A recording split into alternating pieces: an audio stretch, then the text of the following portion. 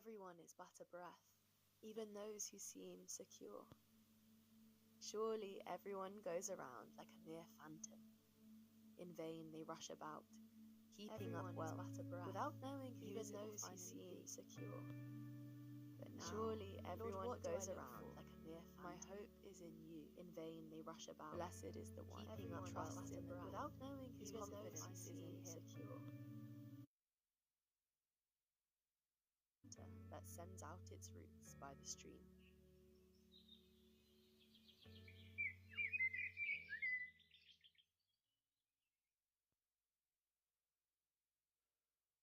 Good evening. Thank you so much for coming.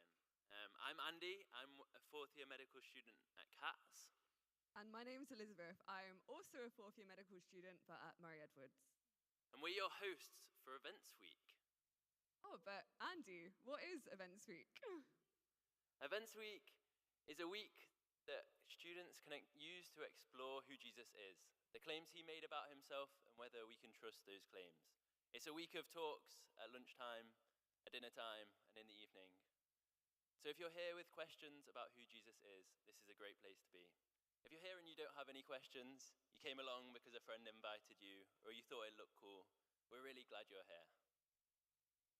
Just to explain a bit more about how the evening is going to run, after we finish the short introduction, we're going to go straight into a game, so I hope you guys are ready for that, after which we'll then go into an interview with an ex-Cambridge alumni student about her testimony, about what it means to come to faith as a Christian. And then we'll get to hear from Stephen about can we fulfill our search for purpose. Before that quiz, a couple of things practically wise. There's some toilets out to the back on the right. There's fire exits here and through the door you walked in. And if at any moment you want to just take a moment to step out, please do. Please feel free to do that. Great. Now we've got that out of the way, I want everyone to stand up and get to your feet. Ready for our game.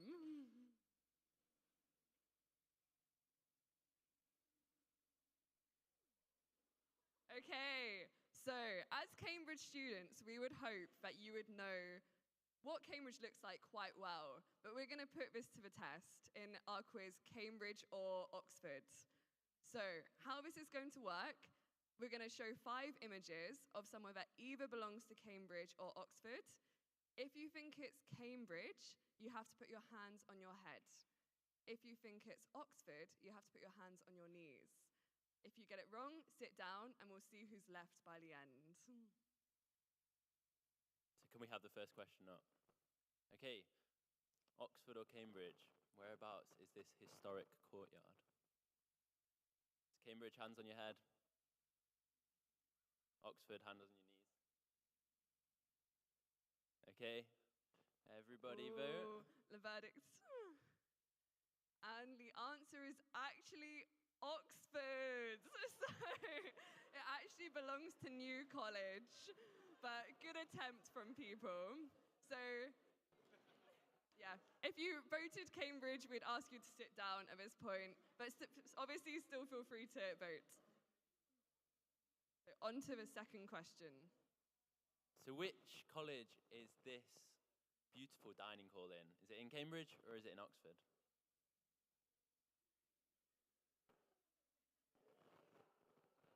Okay, we'll give you 1 or 2 more seconds. Finalize your votes. And the answer to this one is Corpus Christi at Cambridge. So if you voted Cambridge, you are correct. Okay, you're looking pretty good at this game. All right, next question, please. Whereabouts is this chapel?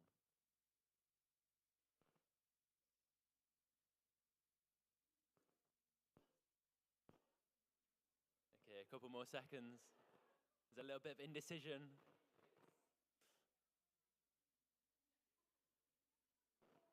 Okay, final answers in.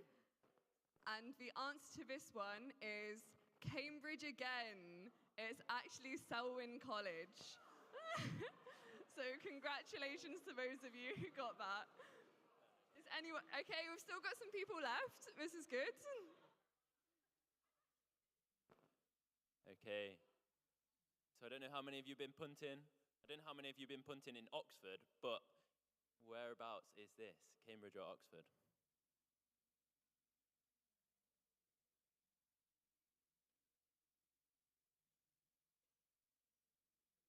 Okay, I think everyone left has voted, in which case the answer to this one is indeed Oxford. So congratulations to those who said that one. Okay, and in which university is this impressive shopping centre?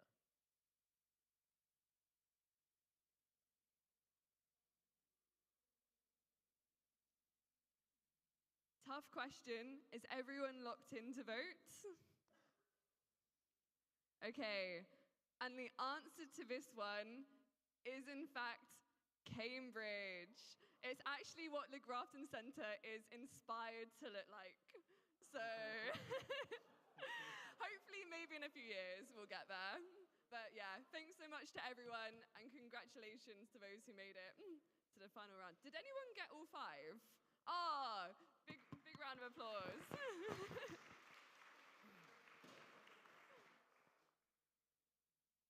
Great. So now we've had that amazing quiz to get us, in the mood. We're now going to invite up Lara, our ex-Cambridge alumni.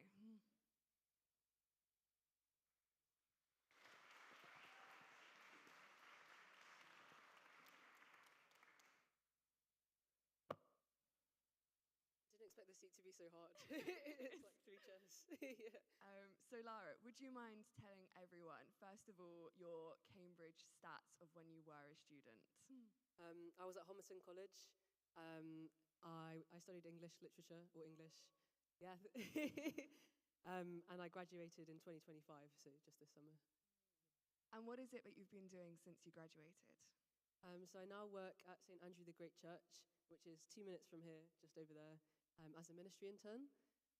That basically means I help out in different areas of church life to see what it's like to serve within the church. So I lead Bible studies with students. I do a kids group on a Sunday with years 2 to 3. They're a lot of fun. Yeah, and move chairs, a lot of chairs. Yeah. Hard role. Yeah. So you work at this church at the moment. Is it that you've always been a Christian? I'd love to hear about, your experience. Yeah. So I haven't always been a Christian. I became a Christian in my, Lent 2 years ago, so 2024, and I was in my second year of university. So I guess I'll tell you how that journey started, and then I'll go all the way through to how I came to know Jesus. So growing up, I had Christian parents. You might have Christian friends, or you might be a Christian yourself, and that might be, how you came to know Christ.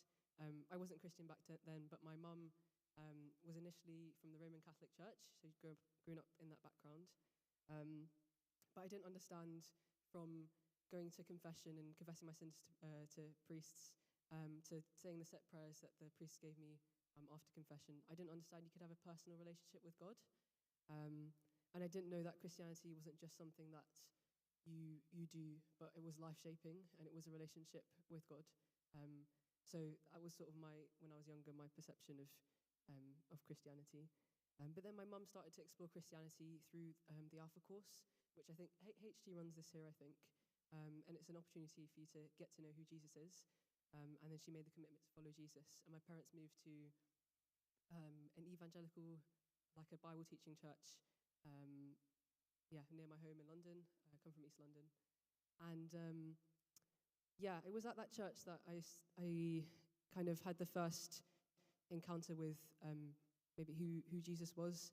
I remember from that church that the Bible was important, authoritative truth, and words from God.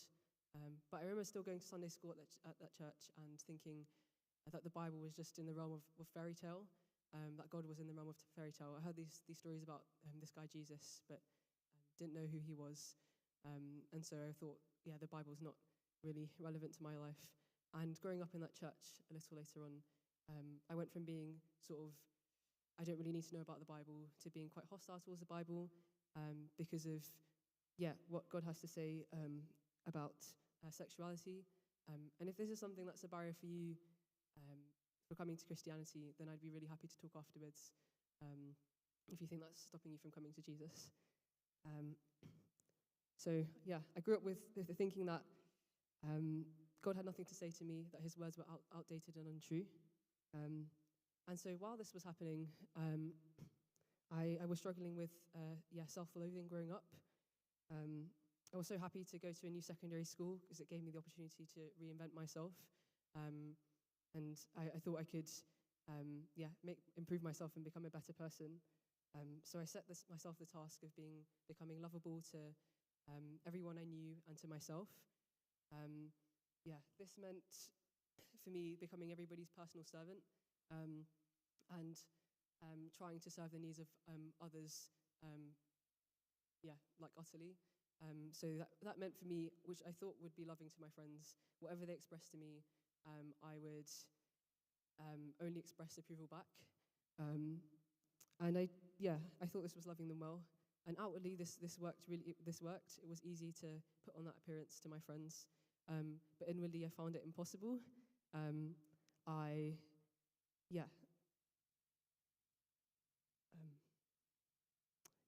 was angry when my friends neglected my feelings. I was angry when I was angry that they mistreated me. And I was jealous that they could so freely express their emotions. And I found loving them really hard. So to cope, I began to self-harm, and I thought whenever I didn't meet my perfect standard that I set for myself, I'd punish myself, and that made me really lonely, quite low and angry, and it made me quite horrible to the people around me. So my family who cared for me, I was horrible to them, to my little sister. I started to become slightly violent, and I started to hate everyone else, and I pitied myself massively. And I thought of myself as either extremely humble because I put other people before myself all the time, or extremely arrogant because I failed to love everyone that I knew. And altogether, I felt lost, and I couldn't change. I think whatever environment I went to, this was the same. I found it difficult to love the people around me. And I remember having lunch with the children's and families worker at my parents' church at that time, and she asked me, what do you think of God? Who do you think God is? And I remember saying something along the lines of, I don't really care about God, and I think, the eternal life that he offers sounds really boring. And I think behind this answer was a sort of not understanding the eternal life that Jesus offers. I was thinking, well, life now is already unenjoyable, and I'm finding it difficult to live with myself. I feel purposeless. So why would I want to continue like that forever?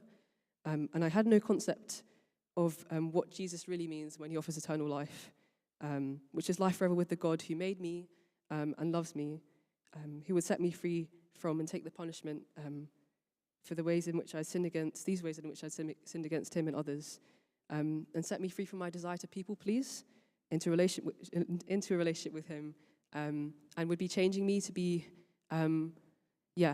more like himself through his Spirit, so that I could know his love for me and love those around me.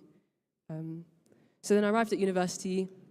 I stopped self-harming because my parents were holding me accountable to that.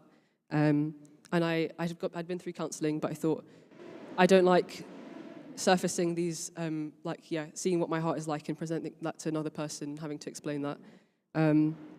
So I moved schools. I went to better sixth form, which was had more supportive staff. I really enjoyed learning. I threw myself into my A-levels. And then I got to Cambridge, and Cambridge was another fresh start for me. I thought I can reinvent myself again. And I stopped going to church as part of that fresh start. But I couldn't help but compare myself to other students. I felt like an imposter at Cambridge. I remember one of my first instances interacting with another English student. He was reading a book outside Homerton Hall, and I asked him, what are you reading? And he said, Emma, a book called Emma. And I said, who's it by? And he looked at me for a second. He was like, well, Jane Austen. And as if it was it was a big, massive author that I should have known. So I felt like a massive imposter. I was jealous of other students, and I found criticism really hard to take. And that's when my parents' vicar from their church got in contact with a student worker. My parents knew I wasn't going to church, and she invited me along to church. I don't really know why I went, but yeah, God's kindness. I went along to church, and there was such a warmth to the people there. Like, I'd come in the middle of first year. The freshers there didn't know me yet. Like, were really inviting and kind and loving. So I kept going. Went to the Bible studies. I started reading Mark with someone one-to-one. And then there was one week where we interrupted our reading of Mark to read. We were doing Romans in my second year at university, to read Romans. And Romans is a letter which Paul, the Bible calls him an apostle, which is like a messenger, official spokesperson for Jesus. He's writing to the church in Rome to tell them about the good news of Jesus and what this means for them, having come to him.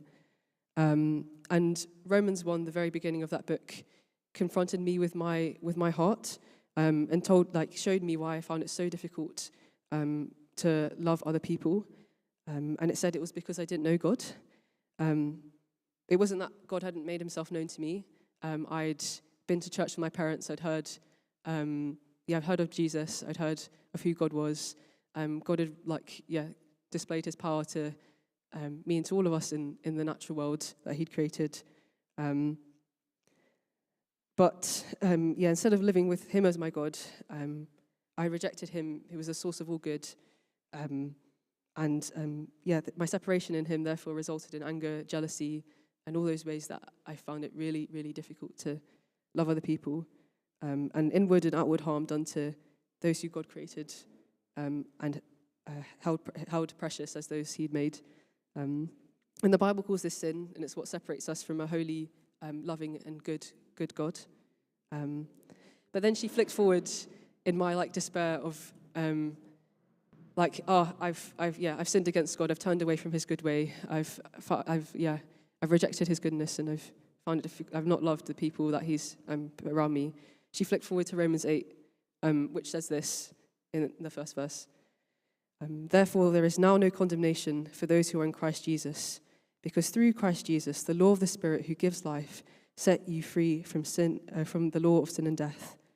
And it's talking about how Jesus takes our place. Like, he became one of us, fully human, so that he could represent us before God. He could be our advocate. And being fully God as well, he lived a sinless life, perfectly loving God and perfectly loving those around him, and perfectly loving us. He died on the cross to take the punishment for sin, which is death, and put both sin and death to death when he died with them, and rose and overcame their power, so that whoever believes in him and believes that he's done this could receive his perfect life and the privilege of knowing God as his beloved child. And I didn't deserve this, but God saw my heart, and God saw all of me in the ways in which I'd treat my family horribly and not love those around me, and he still wanted to call me his. And he also set me free from my desperation to people please as well, and to that pattern of self-loathing. God, Jesus, he died for me, and I had nothing to offer him that could have prompted that. He in my loneliness, I was experiencing. He knew me completely, and he knows me now, and he knows what I need to flourish. Romans 5, which I found really helpful, says this: "You see, at just the right time, when we were still powerless, Christ died for the ungodly. Very rarely will anyone die for a righteous person, though for a good person, someone might possibly dare to die. But God demonstrates his own love for us in this: while we were still sinners, Christ died for us." Thank you so much for sharing all that. I think, I know I've been struck by hearing about your story, and I think that feeling of being an imposter and feeling like you're not good enough is something I personally can resonate with, and I wonder if other people in this room may be able to as well. If it's okay with you, I've got one final question. The theme of tonight's talk is just on purpose. Since you became a Christian, do you feel like your purpose has changed? Yeah. I think maybe like a helpful starting place for answering that question would be what Jesus says about himself in John. I think in the flyers that like the fulfilled flyers on your tables, there's the bit of the verse that he says, and I encourage you to read the whole passage. But he says, "Yeah, I have come that they may have life and have it to the full." I don't know what the specifics of this life will look like for me, like what tomorrow will look like or the day after. But I know I want to live my life serving the God who is, given me everything. He's given me a place in his, like in the eternal home that he will make he will bring believers into to know them and to continue loving us perfectly as he's already done. And even now that kind of I've got a taste of that eternal home even now in the forgiveness that I've received from Jesus on the cross. And when I look at the cross, I suppose before I kind of worried about, what will other people think of me? My purpose was very dependent on the opinions of other people, how impressive my life looks. But as I look at the cross, and even while I struggle still with what I might want for my life, I see the perfect love of one who now calls me his child, and I can trust him completely with wherever my life is going to go, because I know that he wants my true good, even better than what I could decide for myself. So I can trust him utterly, and in the grace that he's given me and the love he's shown me, I'm fulfilled and have purpose. Yeah. Great. Thank you so much. And thank you so much for speaking.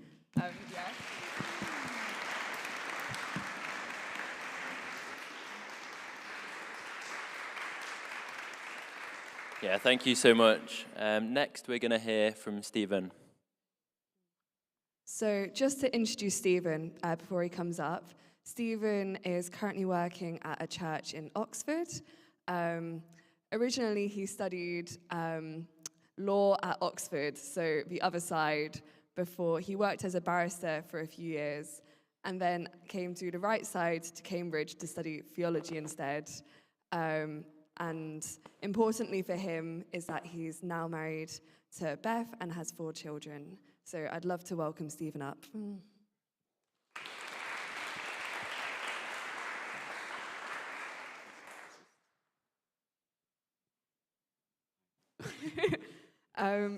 Just before I leave the stage to you,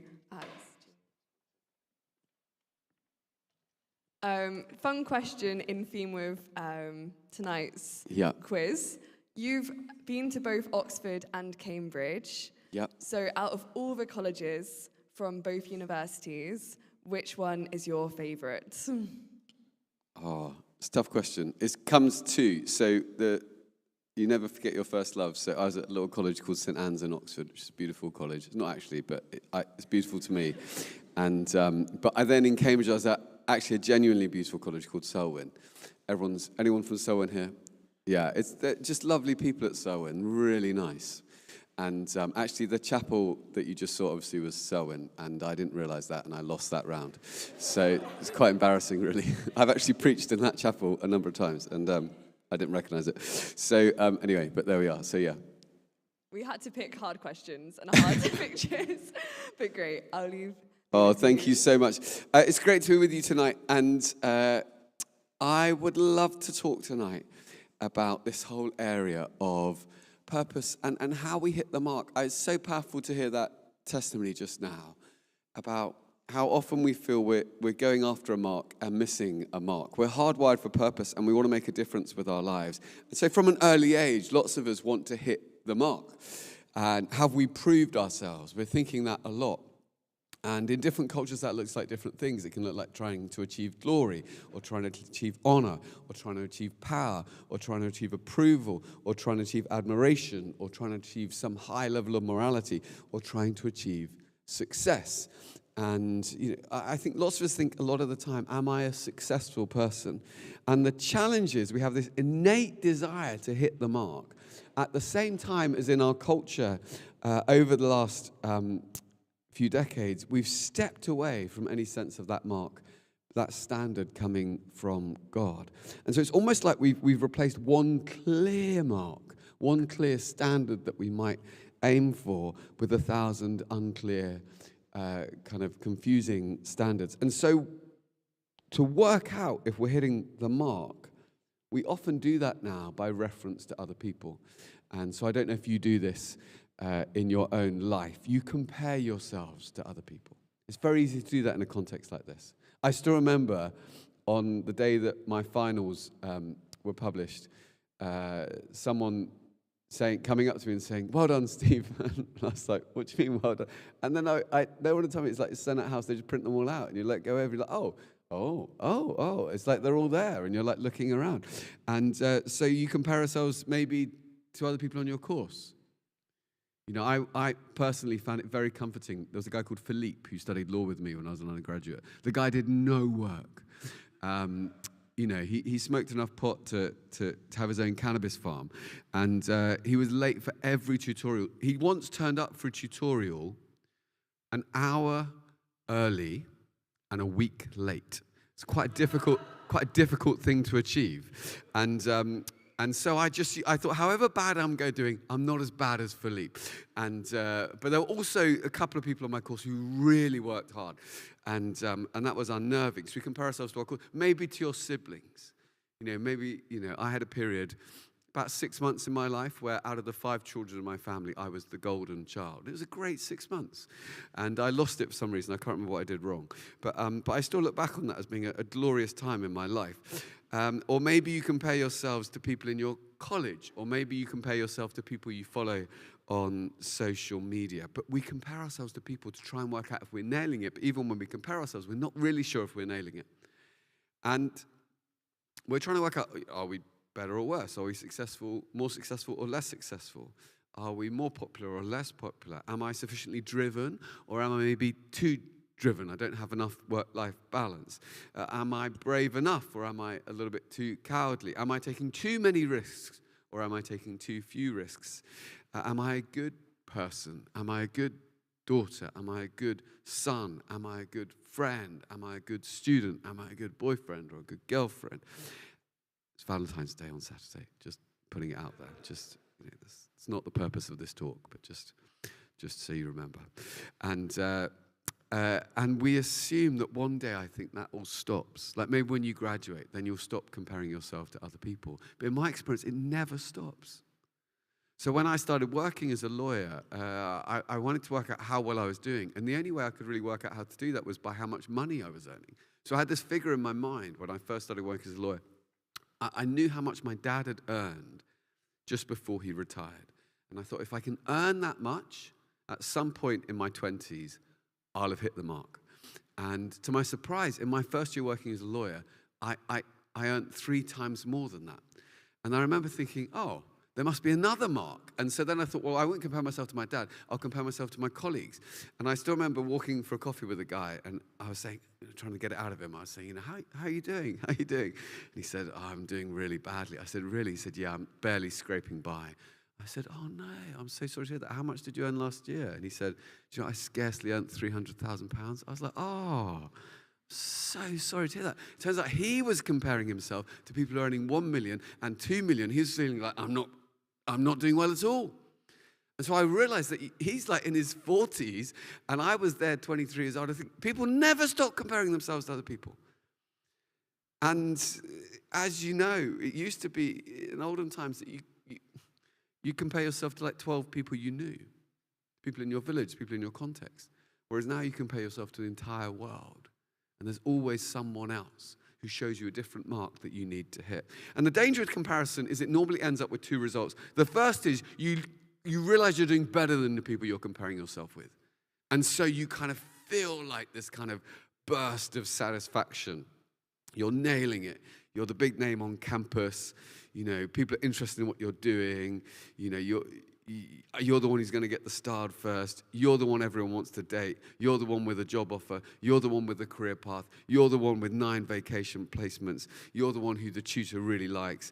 And the danger is that when you compare yourselves to other people and you're better than them, you puff yourselves up to pride. And you think that you've proved yourself. You've hit the mark because you're a bit better than everyone else. The other thing that can happen is that you feel you're doing worse than other people.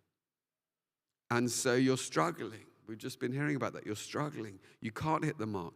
You feel like you're the one who's finding your course hardest. You're the one who's having to work harder. There's those people who seem to be skating by on like an hour's work, and you're having to do like days in the library.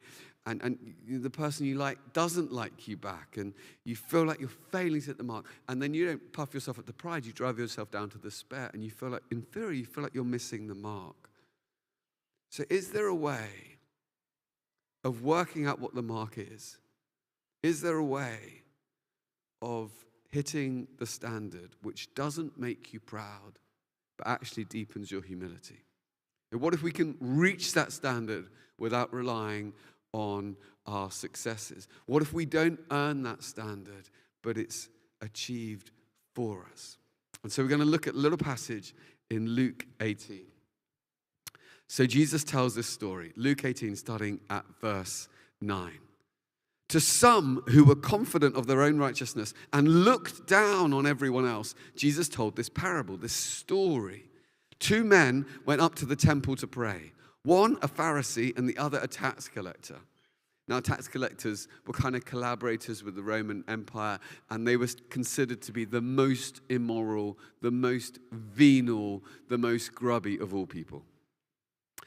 The Pharisee stood by himself and prayed, God, I thank you I'm not like other people, robbers, evildoers, adulterers, or even like this tax collector.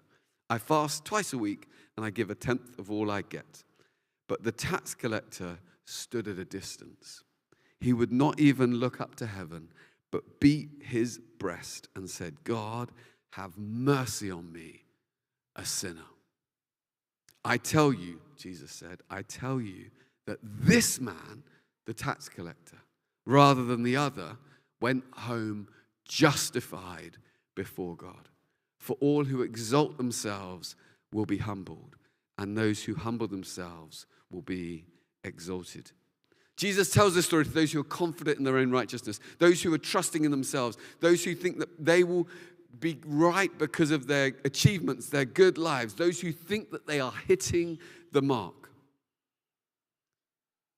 And I think it's always dangerous if you think you're absolutely smashing the mark. If we don't rely on God's standard, we have to create our own standards. And I just wonder if you were king or queen for the day and you had to decide the standard by which everyone else had to be judged, what would be in your list of things? How you would decide people should act and behave, and what behaviors would be definitely banned, and what behaviors, maybe you'd get rid of the humble brag, or you'd get rid of this, or you get rid of that, and you just eliminate gossip. I don't like it when people speak about people behind their backs, or I don't like it when people criticize other people. You would list the things which you think, that's not a great behavior. How long do you think it would be if someone followed you around filming you before you broke your own rules? Like a year? A month? A week? A day? An hour? We find it hard even to keep our own rules. On a deep level, we know that we struggle to live up to the standards. But we kid ourselves. We try and rely on our success or status. When I was working as a barrister, without me realizing it, I started to rely for my own justification on my status and my success and my achievements. It's great when you're working as a barrister because you go to parties and people are really interested in what you do for a living.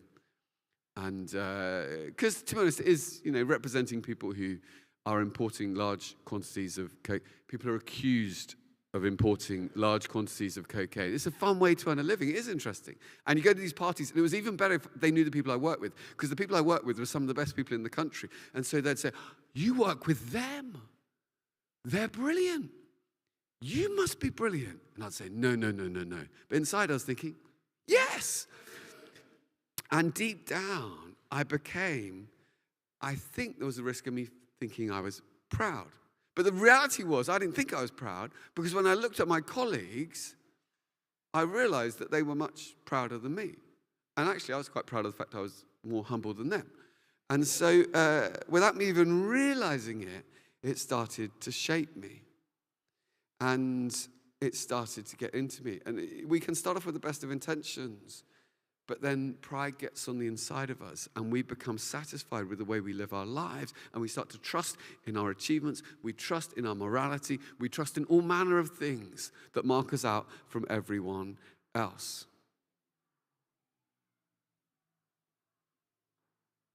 And the Pharisee, who's well-trained, who's part of the elite, who's well-educated, who's well-respected, it says he stands by himself. He stands by himself and he says, God, I thank you I'm not like other people. This is an extraordinary prayer. You could study this in psychology classes.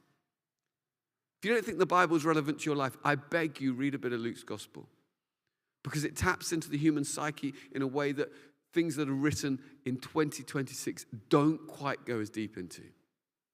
The Pharisee stands at a distance and prays this prayer.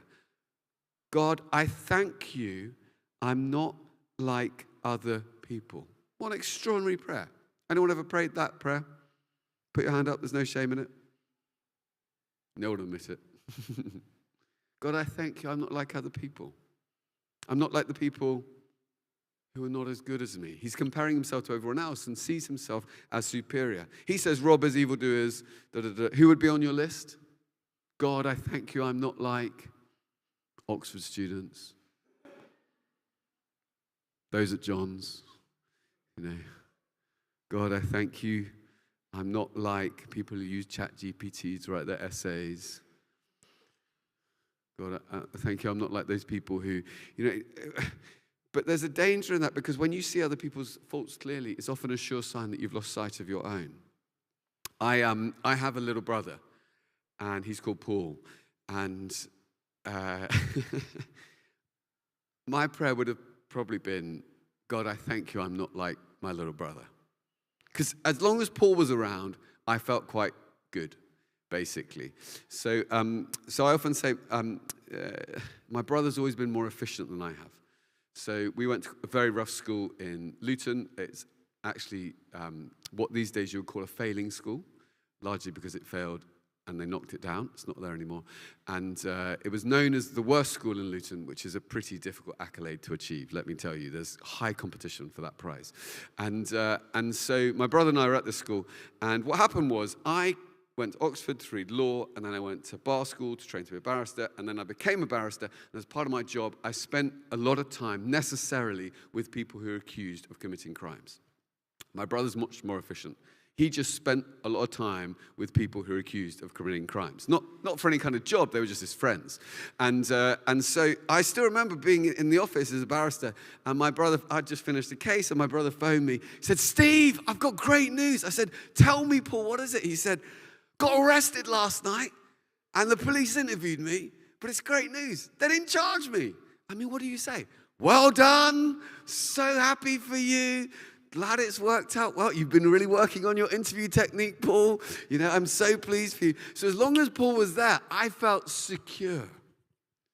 And I could say, God, thank you, I'm not like other people. Even like this tax collector. Your comparison will puff you up to pride, or it will drive you down to despair. And then, fascinatingly, he says, God, I thank you. But then he doesn't actually thank God for anything that God has done. What he does is he tells God how amazing he is. And he lists. He says, I'm better than these people, I'm better than these people, and I fast, and I tithe, and I do this, and I do that. So even in his prayer, he's telling God how amazing he is. And he thinks that he's hit the standard without God. He's not interested in what God says or anything God has done. Just wants to tell God and anyone else who's listening that he's hit the mark on his own terms. And Jesus says he leaves unjustified. He leaves not having been made right with God. I wonder what would be on your list. If you were trying to justify yourself before God, what would be on your list? What would be the things you would list to try and prove that you were enough, that you'd done enough? Your grades, maybe your friendships, maybe your morality, maybe that you're better than other people. Maybe that you've only been to Revs once this term. What would be the thing that you would list? I just want to be really frank with you tonight. I don't know you. You all seem very lovely to me. But I don't want you to think that on the final day, you'll be able to stand before God and say, here's all the amazing things about me. And that's going to help, really. Look at all the amazing things I've done. Because the standard is far greater than anything we could imagine. It's not just the other person on your course or the other person sitting next to you. The standard is the sky. Now, there's another person in the story, a tax collector, viewed as immoral, looked down on. And it's fascinating. He can't even come close. He stands at a distance. He watches as this service takes place in the temple. He wouldn't even look up to heaven. Wouldn't dare, couldn't consider him worthy to do that. But he beats his chest and he says, God, have mercy on me, a sinner. God, have mercy on me, a sinner. That's an amazing prayer. You know, if you only pray one prayer in your life, I beg you, pray that prayer. God, have mercy on me, a sinner. Your true humility is not saying you're rubbish at things you're great at. There's lots of that in places like Cambridge. You know, the people who say to you, I only got 72 on my last piece of work. It's really hard. Oh, all these people keep wanting to date me. It's really annoying. Lots of that. You know, false humility is what you do when you feel insecure. True humility is 2020 vision about how you stand before God. It's 2020 vision about who you really are. And true humility is the only thing you can bring to Jesus, and it's the only thing you come out of a relationship with Jesus with, because Jesus sees you to the bottom of your soul, all of your good, all of your bad, all that you're proud of and push to the surface, all that you're ashamed of and try and bury and hide. He sees you just as you are, and he loves you to the sky. You might feel far off tonight. You might have done things you regret. Even coming into this room might have been a bit tricky for you. One of my colleagues once said to me when I was working as a barrister, he said, I wouldn't go to church. He said, if people there knew what I'd done, if they knew the way I'd lived my life, I don't think they'd even want to speak to me. And I said to him, if you even feel a bit of that, you're closer than you know. And I told him this story. He said, a tax collector. I said, yeah, if you can sit there in church and beat your chest and say, God, have mercy on me, a sinner, you're far closer than you ever imagined. He said, I think I can do that. Deep down in life, you need to know you need a rescuer. And the tax collector beats his chest and says, Lord, have mercy. It's fascinating because the word for mercy he uses is not the usual word for mercy in the New Testament. The usual word is ilios. It means a general sense of having mercy. God, be kind to me. God, in some way, overlook my faults. No, he uses a phrase, hilastatoi moi. May there be atonement for me. Hilasteti moi. May there be a sacrifice for me. Hilasteti moi. May there be a sacrifice, an atonement which might enable the forgiveness of my sins so that I might be able to approach God, that I might be made one with God, that I might be able to come back to God. And what would happen in the temple is that people would gather in, and then the priest would do a sacrifice, and then he would go into the holies of holies, and he would go to the altar, and then he would put blood onto the altar. And because we know without the shedding of the blood, there can be no forgiveness. And as he did that, people would pray their own private prayers. And that's the context, while this incredibly sacred thing is happening, that the Pharisee is speaking out his prayer about his own righteousness. And that's the context in which the tax collector can't even bear to look up, but just looks and hopes, may that be for me. May that atonement be for me. May that act of mercy be for me. It's not a general prayer for God to look at him favorably. It's specific prayer for forgiveness. And we need forgiveness. Sometimes we talk about forgiveness like it's the easiest thing in the world, but I tell you there's a cost to it. We have to be made right with God, and we can't do it on our own. And what happened in the temple foreshadowed what Jesus did on the cross. Christ who suffered for our sin, the righteous for the unrighteous, to bring you to God. And there was blood shed for you on the cross to make you right with God, in order to enable you to hit the mark, because you could never do it on your own. And therefore, Jesus doesn't just save you from the consequences of your sin. He clothes you in the benefits of his righteousness so you can approach God as a much-loved daughter, as a much-loved son. And when God bends his ear to hear your prayer, he sees the merits of Jesus. You're looking at the cross as the most practical, the most personal, the most powerful thing you can do with your life. Transforms the way you lead, transforms the way you work, it transforms the way you treat people. He was wounded so that you might be healed. He was cursed so you might be blessed. He bore God's judgment so you would never have to fear it. He was forsaken so that you might be forgiven. And he didn't save himself so that he could save you. And Jesus will either come into your life as a savior, or he won't come in at all. Jesus Christ, the Messiah. And that means you can meet the standard that God sets in a way that keeps you completely humble. Jesus says here, those who humble themselves will be exalted. Those who exalt themselves will be humbled. There's a way of living a life of unimaginable purpose and meaning and fulfillment and joy when you come to Jesus, trusting only in the blood that he shed for you on the cross, leaving your good works, leaving your achievements, leaving the things that you think justify you or bring you success, leaving them to one side, not looking down on others, but recognizing you've got no better right to be there than they have. You're just as much unworthy as they are. Even your best things aren't going to help. But trusting in Jesus. It's only with God that you get the result before the performance. You get the benefits of Jesus' cross before you start to achieve anything. But then the security of knowing that Jesus has hit the standard for you provides a foundation from which you can live a life of purpose and joy and meaning, freed from trying to justify yourself, freed from trying to hit the mark in your own strength, freed from trying to prove you're better than the people around you, freed from an endless cycle of comparison and insecurity, resting in the blood that was shed on the cross, resting in the work of Jesus. And that empowers you to take risks. It empowers you to be bold with your one precious life. And it empowers you to enjoy your purpose without fearing failure or thinking you might get things wrong.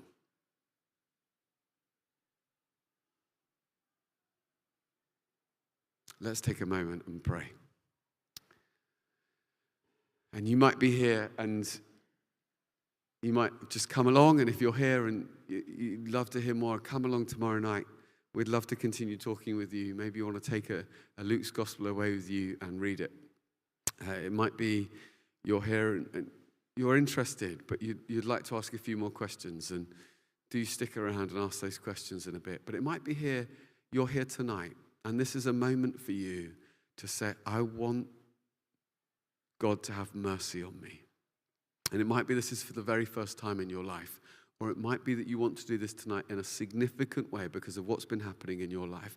And you need to say to Jesus, before you even leave this church, I don't want to trust in anything else but the blood of Jesus shed for me. And this can be the first day of the rest of your life.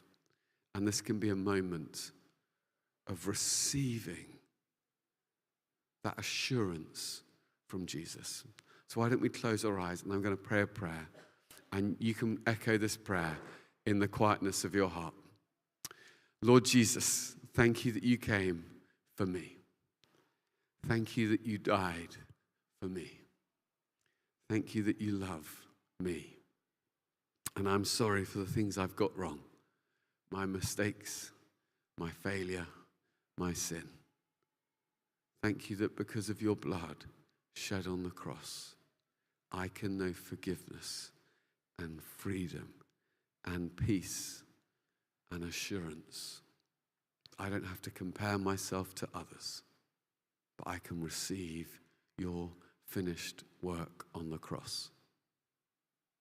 And please, would you come into my life by your Spirit and help me to lead a life of purpose. Let's just stay with our eyes closed for a minute. And I'm going to say amen. And if you prayed that prayer for the first time tonight, or in a way that you know is significant for you, what I'm going to ask you to do while everyone's got their eyes closed is just open your eyes and put your hand up high. And then you're telling one person, you're telling me before you've even left the building, that was a prayer that I prayed Thursday night in that church. And I think that'll make a difference for you. You might walk out here tonight knowing the breathless wonder of forgiveness. So if you prayed that prayer for the first time tonight, or in a way that you know is significant for you, why don't you just open your eyes now and put your hand up really high, and then I'll see you. Thank you. I see you. Yeah. Amazing. Thank you. Amazing. Thank you so much for listening, and I hope you have a great rest of the night.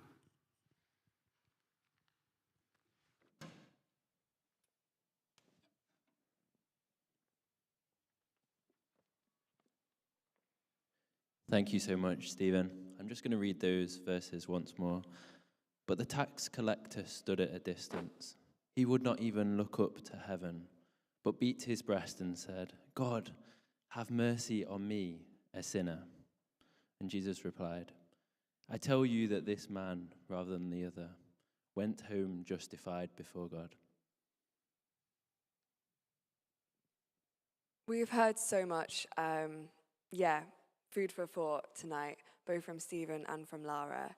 And we really hope something will resonate with you or stick with you, or even, if you have questions or if you disagree, we invite it all. And on that, there's so much opportunity. All those thoughts you're having, it doesn't have to end here. There's still tomorrow, as part of Events Week, where there's free talks.